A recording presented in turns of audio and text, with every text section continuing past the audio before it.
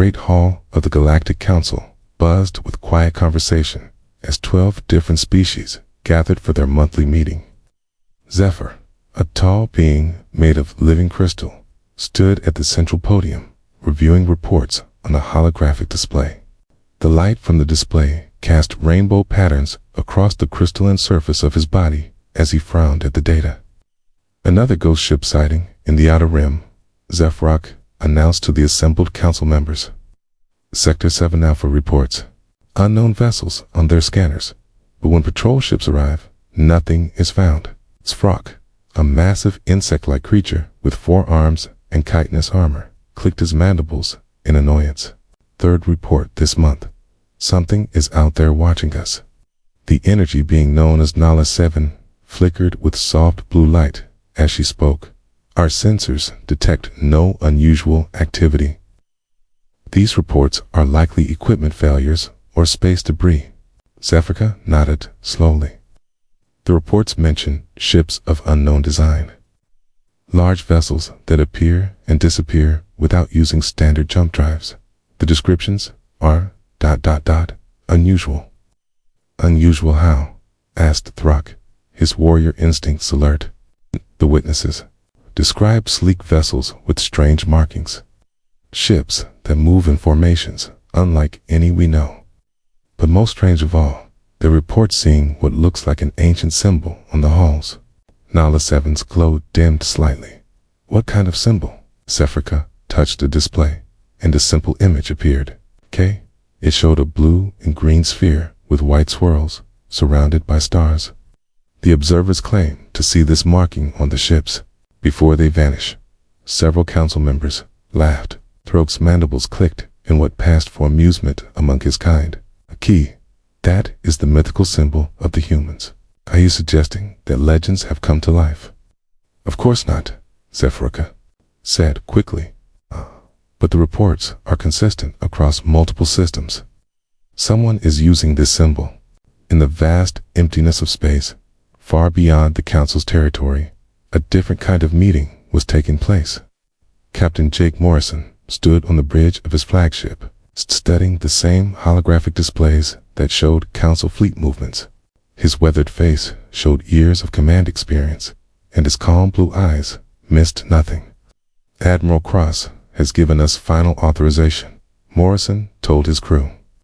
Operation Homecoming begins in 72 hours. Commander Ryan Beck, Morrison's second in command, stepped forward. The former Marine's broad shoulders and steady gaze reflected his unwavering loyalty. Sir, the fleet is ready. 200 ships, all systems green. Dr. Lisa Grant looked up from her science station. The xenobiologist had spent months studying intercepted Council communications, and her findings troubled her. Captain, you need to see this intelligence report. The Council isn't what they claim to be. Morrison moved to Grant's station. Show me. Grant activated her display, revealing star charts marked with red zones. These are systems where the Council has established protectorates in the last 50 years. But look at the population data. Morrison studied the numbers. The Key's populations are shrinking. Exactly. The Council claims to protect developing species, but they're actually enslaving them. Forced labor, resource extraction, population control. The species they protect are being worked to death. Beck's jaw tightened. How long has this been going on? It's based on the data, at least 3 centuries. Maybe longer. Grant's voice carried barely controlled anger. We've been monitoring their communications for months. I speak of managing primitive species and optimizing resource allocation. They're not protectors. They're slavers. Morrison was quiet. For a long moment. When he spoke, his voice was firm. Then it's time to remind the galaxy what humans stand for. It's light years away on the crystalline homeworld of the Viridian Empire. Continue his investigation into the ghost ship. Reports. His species valued logic and analysis above all else, and the inconsistencies in the data bothered him greatly. Computer, display all reported sightings of unknown vessels in the past 6 months. A three-dimensional map appeared, showing the galaxy with dozens of red dots scattered across the outer territories. Sefric studied the pattern, his crystalline mind processing the information. Interesting. The sightings form a rough circle around council space, as if someone is watching us from the outside. He called up historical records, searching for any reference to the symbol the witnesses described. The database contained thousands of years of galactic history, including legends and myths from countless civilizations. Found it, he said to himself. The Sol system, species, designation, human, status, extinct or missing. Last confirmed contact, 847 years ago. The record showed basic information about humans, pedal mammals from a world called Earth. They had developed faster than light travel remarkably quickly for such a young species. Their ships had been seen throughout the galaxy for about 2 centuries, then simply vanished. Computer, cross-reference, human ship designs with current ghost ship descriptions. The results made Zephyr's crystalline form pulse with unexpected light. The descriptions matched perfectly. Meanwhile, in the hidden fleet, Dr. Grant was briefing the senior staff on her analysis of Council civilization. They've grown soft, she explained. 300 years of controlling the galaxy without serious challenge. Their technology has stagnated while they focused on maintaining power. What about the military aspect? Impressive numbers, but their tactics are outdated. They rely on overwhelming force and fear rather than innovation. Their ships are larger than ours, but their weapons and defenses haven't advanced significantly in decades. Admiral Helen Cross's voice came through the communication system. Captain Morrison, this is Admiral Cross. Are you ready to receive final orders? Morrison straightened. Yes, Admiral. The Council has crossed the line. Our long-range scouts report they're moving against the Kalari system. A species that just discovered electricity is about to be enslaved. We cannot allow this. Grant pulled up data on the Kalari. Primitive, but peaceful. They have no space travel, no weapons that could threaten anyone. They're completely defenseless. Not anymore, Morrison said grimly. Commander Beck, signal the fleet. All ships to battle stations. We're going to remind the galaxy that humans are more than just legends. As the human fleet prepared to emerge from their hidden dimension, Zephyr made a discovery that would change everything. Deep in the archives, he found a council document marked with the highest security classification. It was a report from 847 years ago, written by the council's predecessor organization. The report detailed humanity's sudden disappearance from the galaxy. But it wasn't because they had died out or been destroyed. According to the document, humans had developed technology that threatened the established order. They had discovered how to create pocket dimensions, how to hide entire fleets in spaces between spaces. The old council had driven them away, spreading propaganda that humans were dangerous and primitive. Over the centuries, this propaganda had transformed into myths and legends. The galaxy had forgotten that humans were real. Zephyr stared at the document, his crystalline form flickering with alarm. If humans had been advanced enough to create pocket dimensions 8 centuries ago, what had they accomplished in all that time hidden away? In the depths of space, Captain Morrison gave the order that would change galactic history. All ships, prepare for dimensional breach. Target, Kalari system. We're going home. The stars themselves seemed to hold their breath as humanity prepared to return to a galaxy that had forgotten them. The legend was about to become reality once again. Commander Ryan Beck sat in the pilot seat of the scout ship Shadowhawk, watching the council fleet through his cloaked ship's sensors. 3 massive warships hung in orbit around the peaceful world of Kalari Prime. Their weapons pointed down at the planet's surface. Look at that, whispered Lieutenant Amy Torres from the weapons station. They're not even trying to hide what they're doing. Beck studied the tactical display. Council troops were marching Kalari civilians toward massive mining operations. The native people looked like tall, thin humans with pale blue skin and large eyes. They moved slowly, clearly exhausted from forced labor.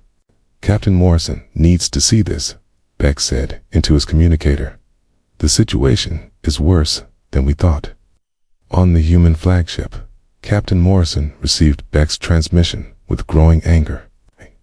The video feed showed Kalari families being separated, the strongest members forced into dangerous mining tunnels, while the elderly and weak were left to starve. Dr. Lisa Grant stood beside Morrison, her face pale as she watched the footage. They're strip mining the entire northern continent. At this rate, the planet will be dead in 10 years. How long have the Council forces been here? Morrison asked. According to our intelligence, 6 months, Grant replied. Akalia had no warning. One day, they were living in peace. The next day, Council ships appeared and declared them a protected species under Council management. Morrison turned to his communications officer. Get me a secure channel to the Kalari resistance. Beck's reports mentioned underground fighters. It took several hours, but eventually, a weak signal came through from the planet's surface. An elderly Kalari voice spoke in broken Galactic Common. Who calls the free people of Kalari? This is Captain Morrison of the human fleet. We want to help you fight the Council. Silence filled the channel for long seconds. Then the voice spoke again, full of suspicion. Humans are stories for children. The Council tells us humans never existed. Morrison smiled grimly. We exist, and we're going to prove it. Can you get your people to safety in the next 12 hours? You are another Council trick, the voice said. They test our loyalty this way. Dr. Grant stepped forward. Let me try something. She activated her xenobiology scanner and sent detailed information about Council troop movements to the Kalari. Check grid, reference 795. You'll find a Council patrol there in exactly 23 minutes. They're planning to raid the village of Cathanor. The channel went quiet. Morrison waited, knowing that this test would determine whether the Kalari would trust him. 20-5 minutes later, the voice returned, filled with wonder. The patrol came exactly as you said. You were ready and escaped. How did you know? 'Cause we've been watching the Council for months, Morrison replied. We know their patterns.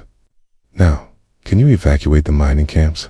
Meanwhile, in Council space, Throck was reviewing combat reports in his war room. The insectoid warrior studied casualty lists from recent peacekeeping operations with satisfaction.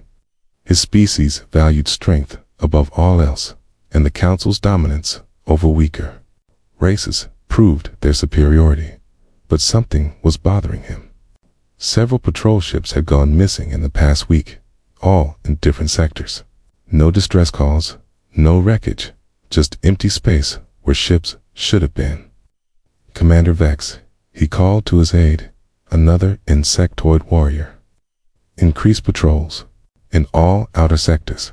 Something is hunting our ships.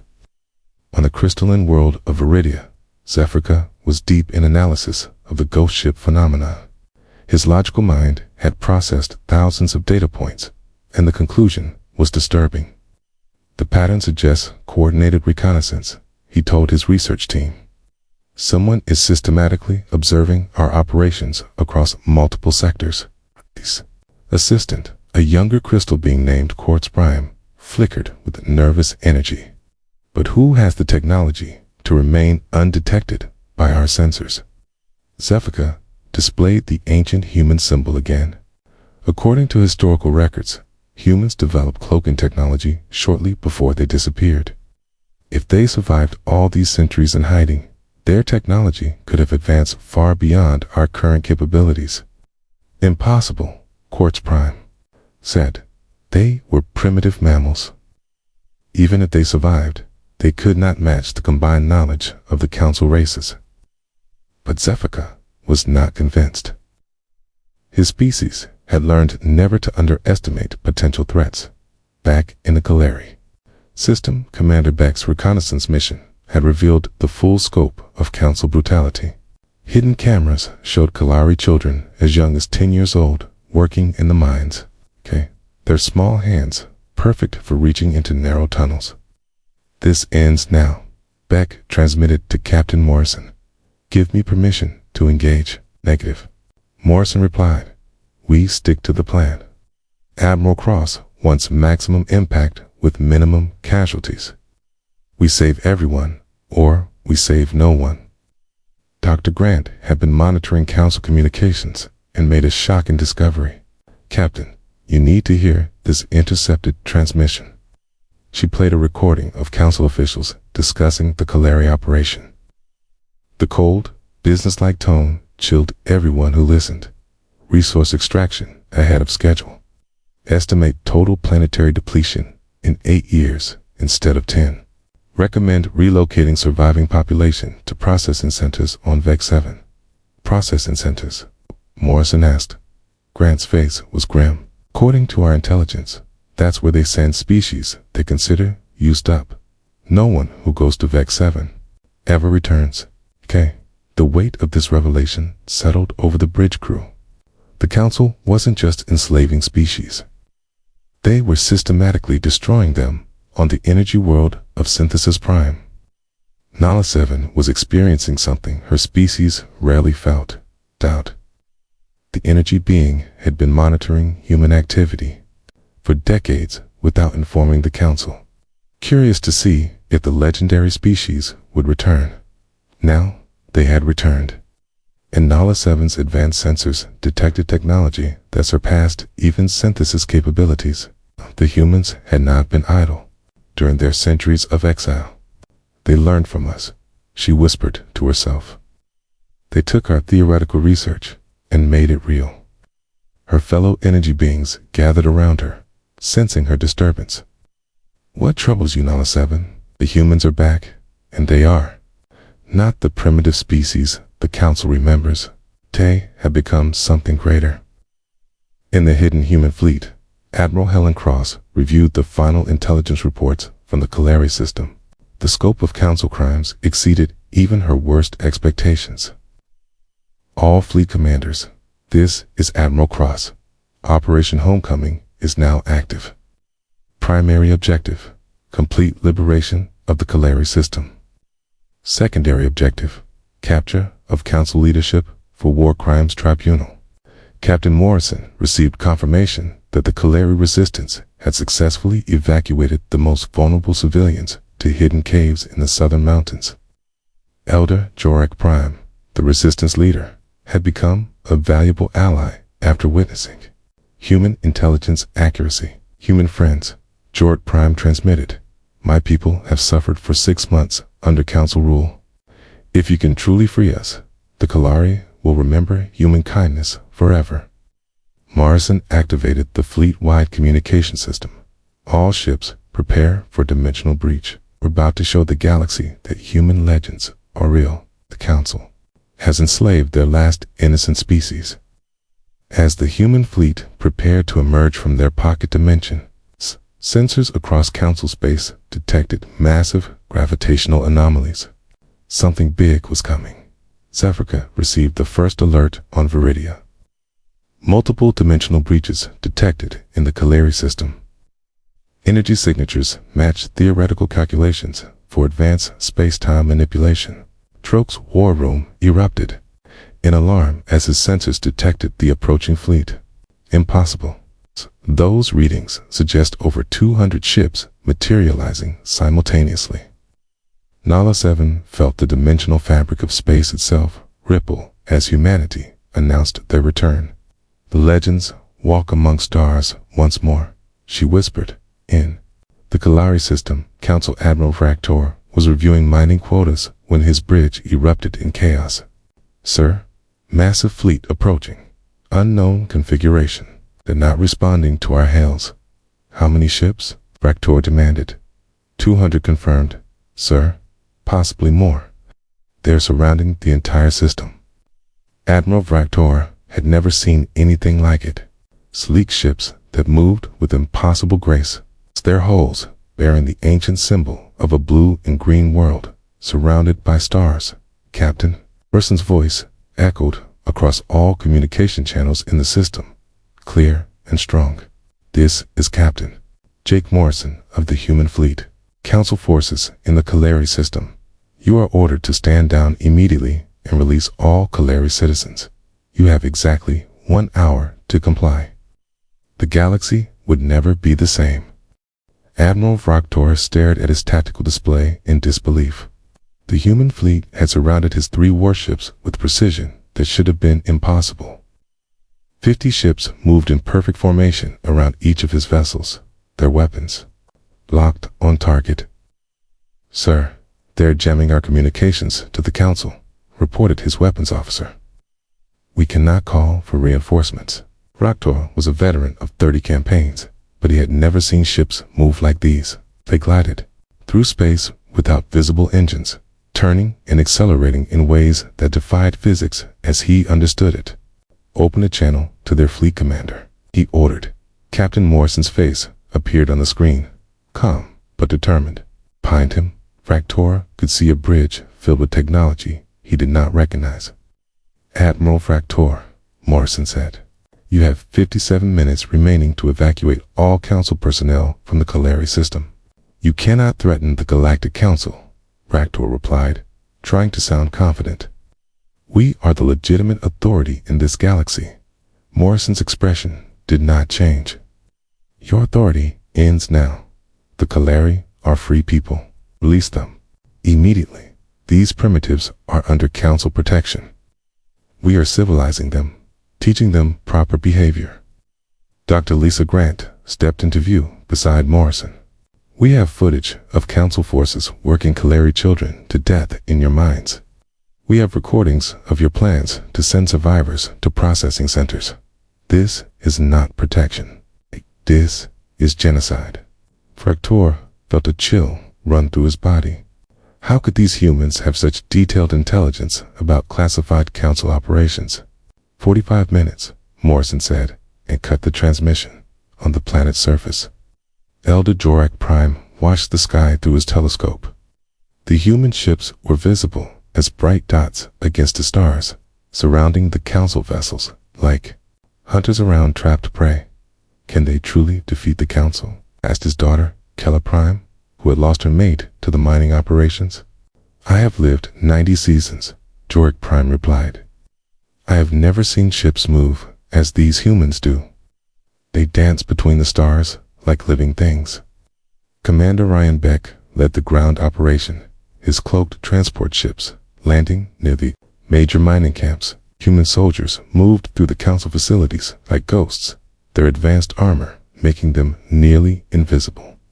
Teams Alpha through Delta secured the mining supervisors, Beck ordered through his communicator. Remember, we want them alive for questioning. The Council guards never knew what hit them. Human stun weapons dropped them unconscious before they could raise an alarm. Within 20 minutes, Beck's forces had secured all 6 major mining operations. Without firing a lethal shot, Lieutenant Amy Torres coordinated the rescue of Kalari civilians. The native people stared in wonder at their human liberators, many too weak from forced labor to walk without assistance. Medical teams to all locations, Torres called out. These people need immediate care. Dr. Grant monitored the operation from the flagship, her medical scanners revealing the full extent of Council brutality. Captain, the Kalari have been systematically starved. Many show signs of chemical poisoning from the mining operations. Morrison felt his anger grow cold and hard. How many casualties? Preliminary scans show at least 3,000 dead in the past 6 months, mostly elderly and children who could not work. On his warship, Admiral Vroktor received reports that filled him with panic. Sir, all mining operations have gone silent. We are detecting human forces at every facility. How is that possible? Our sensors show no troop transports. Unknown, sir. Hey, they appear to have teleportation technology. Vroktor realized he was facing an enemy far beyond his understanding. He activated his private communication system, sending an emergency message to Council headquarters, but the message never left his ship. Human electronic warfare specialists had completely isolated the Council fleet from outside contact, with 10 minutes remaining in Morrison's ultimatum. Reinforcements arrived in the system. Council battle fleet of 20 ships dropped out of hyperspace, expecting to find Ractor's forces dealing with primitive rebels. Instead, they found 200 human warships waiting for them. Fleet Commander Sex Cole led the Council reinforcements. His species, the Dominion, were known throughout the galaxy as master tacticians, but as he studied the tactical situation, he felt something he had never experienced before: complete helplessness. Analysis, he demanded from his tactical officer. The enemy fleet has us surrounded before we finished our hyperspace jump. Their positioning is perfect. Well, we cannot maneuver without exposing ourselves to crossfire. What are their ship specifications? Unknown, sir. Our sensors cannot penetrate their hulls. Energy readings suggest power systems beyond our current technology. Morrison opened communications to the entire Council fleet. Council commanders, this is your final warning. Surrender now, and your crews will be treated according to galactic law. Continue to resist and face the consequences. Sex Skull decided to test human resolve. All ships opened fire on the nearest human vessel. 20 Council warships unleashed their full firepower at a single human cruiser. Plasma beams and missile volleys lit up space as they struck their target. The human ship did not even slow down. Its shields absorbed the massive attack without visible damage. Impossible, whispered Sex Cole's tactical officer. That was enough firepower to destroy a moon. Morrison's voice came over the communications again, still calm. You have made your choice. What happened next will be talked about across the galaxy for generations.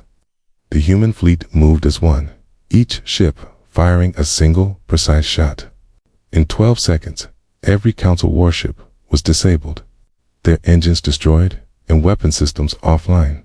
Not a single Council crew member was killed, but their ships were completely helpless. Medical teams to Council vessels, Morrison ordered. Treat their wounded and prepare for prisoner transfer. Admiral Ractor sat in his command chair, staring at his dead control panels. His mighty warship, pride of the Council fleet, had been reduced to a drifting hulk by a single shot. How, he asked himself. How did primitive mammals become this powerful? Dr. Grant contacted the Kalari Resistance. Elder Jorek Prime, the system is secure. Your people are free. The old Kalari's voice trembled with emotion. Akeem, in all our legends, we dreamed of heroes from the stars who would save us from darkness. We never believed those heroes were real. Commander Beck completed the ground operation, securing over 50,000 Kalari civilians and arresting 300 Council personnel. The evidence of war crimes was overwhelming, Captain Beck reported. We have recovered detailed records of Council operations. This was not just about resources. They were testing new methods of population control. Morrison felt sick. Testing. For what? According to these documents, the Kalari were a practice run. The Council was planning to use these techniques on 12 other species. On the energy world of Synthesis Prime, Nala 7 felt the dimensional echoes of the battle. The precision and restraint shown by the human fleet impressed even her advanced species. They could have destroyed the Council fleet completely, she told her fellow energy beings. Instead, they chose to disable and capture. They fight not for conquest, but for justice. Cross-Council space, emergency sessions were called as news of the defeat spread. Zephyrka analyzed the battle data with growing alarm. Ahaya, the human weapons, appeared to be based on controlled antimatter, he reported to the Emergency Council. Their shields use gravitational manipulation, we thought impossible. Their ships move using space-time distortion drives. Throck clicked his mandibles nervously. How do we fight such technology? We don't. Zephyr replied simply. We cannot match weapons that bend the laws of physics. Captain Morrison stood on his bridge, watching council prisoners being transferred to detention facilities. The first battle was won, but he knew this was only the beginning. Dr. Grant compiled everything we found about council operations. The galaxy needs to know the truth. Already done, Captain. We have evidence of systematic oppression across 47 systems. The council has been doing this for centuries. Morrison activated the fleet communication system. All ships prepare for the next phase. We're going to visit every world under council control. It's time to free the galaxy.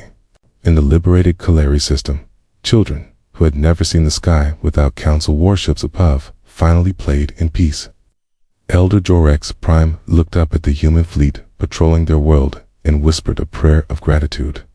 The legend had returned, and with it, hope for the entire galaxy. The emergency session of the Galactic Council was chaos. Representatives from 12 species shouted at each other in their native languages, while holographic displays showed the same devastating news from across their territory. 17 systems.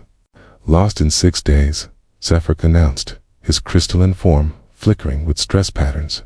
Human fleets are moving faster than we can respond. On the main display, a galactic map showed red dots spreading like wildfire. Each dot represented a system where human forces had appeared, defeated council defenders, and liberated oppressed populations. Throck slammed his 4 fists on the table. Can 200 ships be in 50 different places at once? They are not the same ships, Zephyr replied grimly. Our intelligence suggests the human fleet numbers in the thousands, possibly tens of thousands. The council chamber fell silent. For 3 centuries, they had controlled the galaxy through superior numbers and technology. Now they faced an enemy that made their greatest fleets look like children's toys.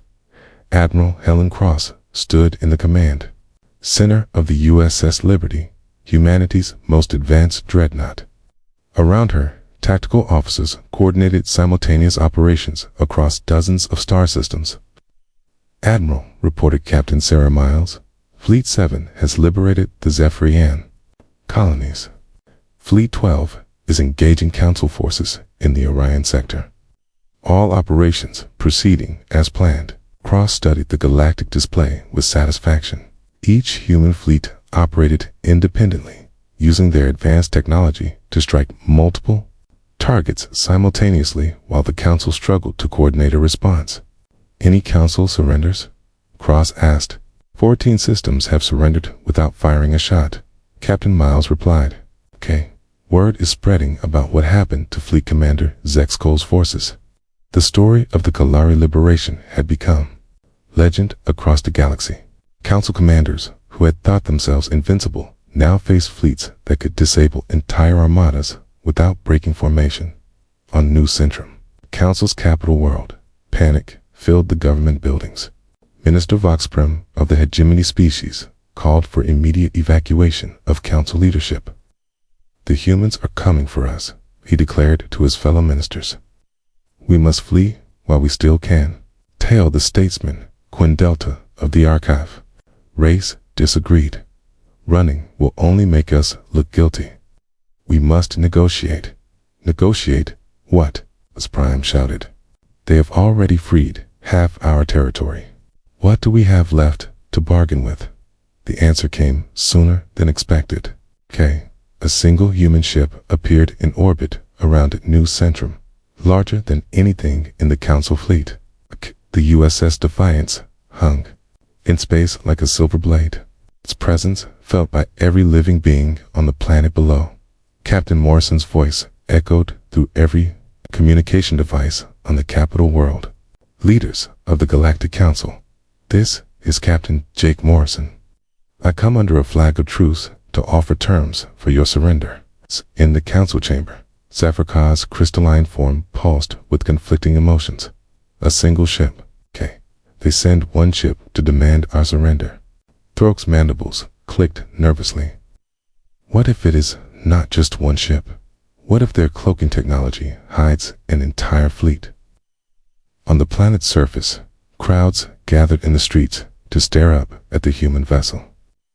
Many had heard the rumors about the legendary species, but seeing their ship with their own eyes made the legends real. Dr. Lisa Grant transmitted detailed evidence to every inhabited world in the galaxy simultaneously. Her data packages contained thousands of hours of footage showing council crimes against developing species.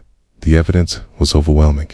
Children forced to work in mines, entire populations relocated to processing centers, species driven to extinction for the convenience of council expansion. The galaxy watched in horror as the truth of council rule became undeniable. On the energy world of Synthesis Prime, Nala 7 made a decision that shocked her fellow beings. I would testify in support of the human accusations, she announced. Her fellow energy beings flickered with surprise. Nala 7, we have maintained neutrality for millennia. Neutrality in the face of genocide is complicity, she replied. The humans are right. The council must face justice. In the council chamber, representatives began pointing fingers at each other. The Dominion blamed the hegemony for the aggressive expansion policies. The hegemony accused the Hive Collective of providing the military force. Everyone tried to shift responsibility for centuries of oppression. Only Zephyca remained focused on the immediate crisis. Fighting among ourselves will not change our situation. The humans have offered to negotiate. Perhaps we should listen, Captain. Morrison's shuttle landed in the main plaza of New Centrum, surrounded by an escort of human soldiers in advanced armor. The crowd of aliens watching had never seen humans before, and many were surprised by how ordinary they looked. Morrison walked calmly toward the council building, his soldiers maintaining perfect formation around him. Their presence radiated quiet confidence and absolute discipline. Inside the council chamber, Morrison stood before the assembled representatives. His weathered face showed no hatred, only determination. Members of the former Galactic Council, he began, you stand accused of crimes against sapient life on a scale unprecedented in galactic history. Dr. Grant activated a holographic display showing the evidence they had compiled. Systematic slavery, forced labor, genocide, and cultural destruction across 237 worlds over 3 centuries. The council representatives watched their crimes displayed in undeniable detail. Some species tried to argue, claiming they were following orders or protecting primitive cultures. Others sat in stunned silence. Morrison continued with calm authority. However, humanity believes in justice, not vengeance. We offer you a choice. He gestured to Grant, who displayed new images showing human relief efforts across the liberated systems. Former slaves receiving medical care, destroyed worlds being rebuilt, extinct species being restored from genetic samples. Accept responsibility for your crimes, make full reparations to your victims, and submit to a new galactic government with a representation for all species. Or face complete dissolution of your authority and permanent exile from civilized space. Throg stood up, his warrior pride still intact. You cannot simply destroy an order that has maintained peace for centuries. Morrison's expression hardened. Peace built on slavery is not peace. It is oppression with good publicity. Commander Ryan Beck entered the chamber with additional evidence. Captain, our investigation teams have found something else. He activated a display showing hidden council facilities throughout the galaxy. Secret research centers where they experimented on captured members of primitive species. Bioweapons designed to target specific genetic markers. Plans for the complete elimination of 43 species deemed necessary. The revelation struck the chamber like a physical blow. Even some council members looked shocked at the scope of their government's crimes. Zephyca's crystalline form dimmed with shame. I was not aware of these facilities. Ignorance is not innocence, Morrison replied. Every council member benefited from these crimes, whether they knew the details or not. Admiral Cross's voice came through Morrison's communicator, audible to everyone in the chamber. Captain, we have just liberated the Terminus processing centers. Initial casualty estimates suggest over 2 million beings have died in these facilities in the past decade alone. The number hung in the air like a curse. 2 million deaths, and those were just the recent ones. NALA-7 materialized in the chamber, her energy form glowing with righteous anger. I have monitored council activities for centuries. The humans speak truth. This government has become a plague upon the galaxy. One by one, council members began to break. Representatives from smaller species admitted their complicity, claiming they had no choice but to follow the dominant powers. Larger species tried to maintain their innocence while shifting blame to their allies. Morrison raised his hand for silence. The time for excuses is over. You have 24 hours to make your decision. Accept our terms and face justice, or be removed from power by force. He turned to leave, then paused. One more thing. The galaxy will be watching your choice. Every species you oppressed, every world you exploited, every family you destroyed. They are all waiting to see if you will finally accept responsibility for your actions. As Morrison walked out of the chamber, the weight of centuries of crimes pressed down on the council members. Outside, crowds of aliens watched the human shuttle depart, many of them whispering prayers that the legends would bring true justice. At last, the galaxy held its breath, waiting for the council's answer. 6 months after the liberation began, Captain Jake Morrison stood on the observation deck of Liberty Station, watching ships from dozens of species arrive and depart from Earth's orbit. The blue and green world below sparkled in the sunlight, no longer hidden, but serving as the heart of the new Galactic Alliance. A soft chime announced an incoming message. Captain Morrison, this is Elder Jorik Prime. The Clary delegation has arrived for the anniversary celebration. Morrison smiled. The elderly Clary had become one of humanity's closest allies, working tirelessly to help other liberated species adjust to freedom. Welcome back to Earth, old friend. How are your people? Thriving beyond our wildest dreams, Jorik Prime replied. Our population has grown by 30% since liberation. Children who were dying in the mines are now attending schools with human teachers. The transformation of the galaxy had been remarkable. Dr. Lisa Grant's Xenological Research Institute had identified 17 species that were on the verge of extinction under council rule. All of them were now recovering, their populations growing as they received proper medical care and nutrition. Commander Ryan Beck approached Morrison at the viewport. The former Marine now wore the uniform of the Alliance Defense Force, a joint military organization that included soldiers from 43 different species. Admiral Morrison, Beck said with a grin. Morrison had been promoted after successfully negotiating the peaceful surrender of the Council's remaining forces. The ceremony is about to begin. They walked together toward the main conference hall, where representatives from over 200 species had gathered. Many of these species had been unknown during Council rule, hiding in remote systems to avoid detection and enslavement. Admiral Helen Cross stood at the podium, her hair now silver, but her voice still strong. Behind her, the flag of the new Galactic Alliance displayed humanity's Earth, surrounded by stars representing every member species. Friends and allies, Cross began, we gather today to mark the first anniversary of galactic liberation. But more importantly, we celebrate the birth of a new era of cooperation and justice. In the audience, Zephyrus sat with the reformed Viridian delegation. The crystalline being had been one of the first council members to accept responsibility for past crimes. He now served as the Alliance's chief science advisor, working with human researchers to develop new technologies for peaceful purposes. A year ago, Cross continued, The galaxy lived under the shadow of oppression. Species were ranked by their usefulness to those in power.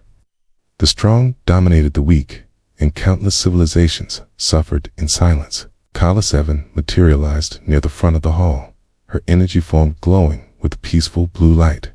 The synthesis had become humanity's partners in exploring the deepest mysteries of the universe and sharing knowledge that had been hidden for millennia. Today, every species has a voice, Cross said. Every world has representation. Every being has the right to determine their own destiny. The transformation had not been without challenges. Some former council species had resisted the new order, requiring careful negotiation and occasionally firm military intervention. But gradually, even the most stubborn had come to see the benefits of cooperation over domination. Throck stood up.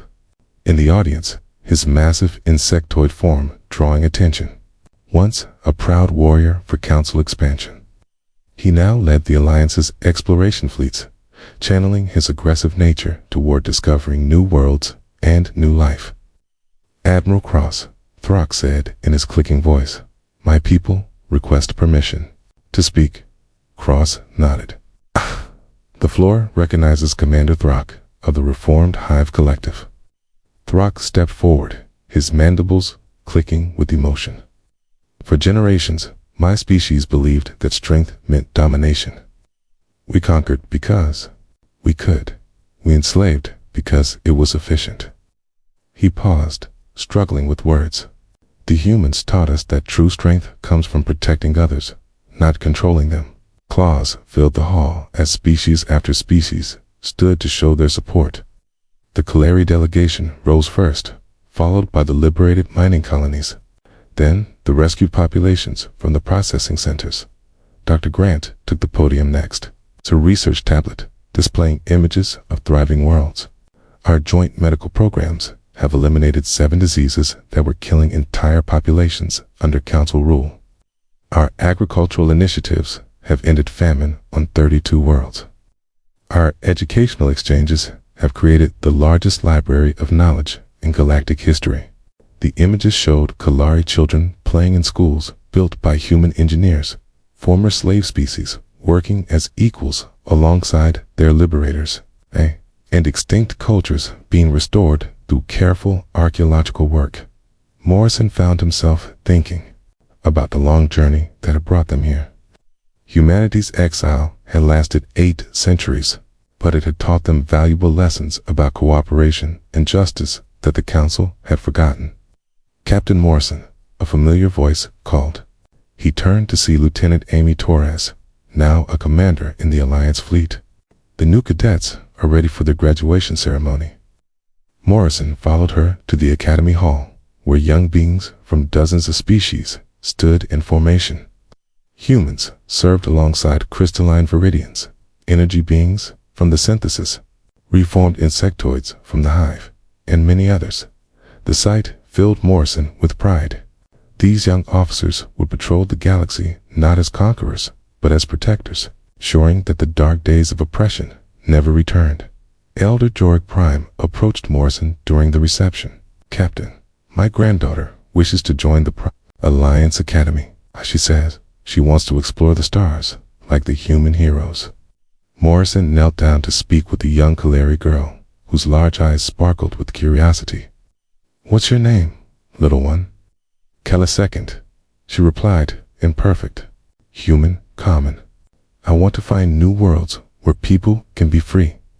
"That's a noble goal," Morrison said. "The galaxy needs explorers like you." As the celebration continued, Morrison received a message from the Outer Rim territories. New species were still being discovered, many of them reaching out to the Alliance after hearing about the liberation. The universe was vast and full of wonders. But for the first time in centuries, it was also full of hope.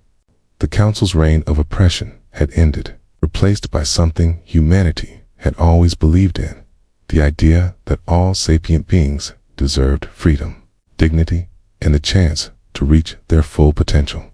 Admiral Cross rejoined Morrison at the viewport overlooking Earth. Any regrets about revealing ourselves? She asked. Morrison watched as a mixed crew of humans and aliens prepared their ship for a deep space exploration mission. None at all. The galaxy is better with humans in it, but it's even better with all of us working together. A new ship appeared in Earth's orbit, carrying refugees from a recently discovered world that had been hiding from Council scouts for generations. They would find safety here, and eventually, they too would join the growing alliance of free peoples. The legend of humanity had become something greater than any myth. It had become a promise that justice would always triumph over oppression, that cooperation would always defeat domination, and that no being in the galaxy would ever again face slavery or extinction alone. Morrison smiled as he watched the stars, knowing that somewhere out there, other species were looking up at those same stars and dreaming of freedom. The human fleet no longer darkened the skies with the promise of conquest. Instead, we brought light to every corner of the galaxy, illuminating a future where all beings could live in peace among the infinite stars.